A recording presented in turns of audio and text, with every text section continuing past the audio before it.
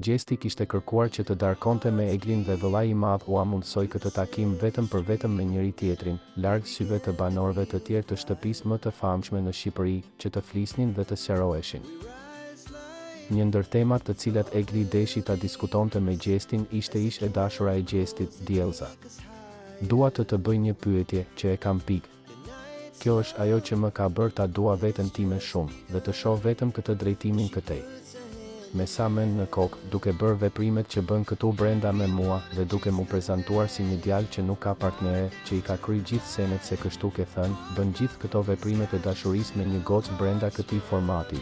Në një moment të caktuar shkon dhe flet nëpërmjet kamerës me partneren tënde, tha Gjesti.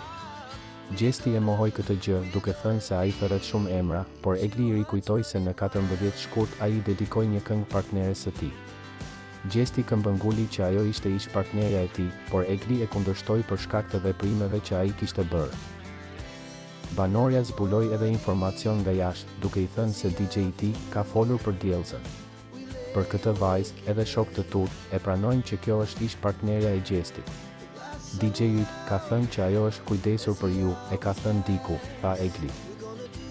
Më pas Egli ndaloi pasi mori vërejtje nga produksioni.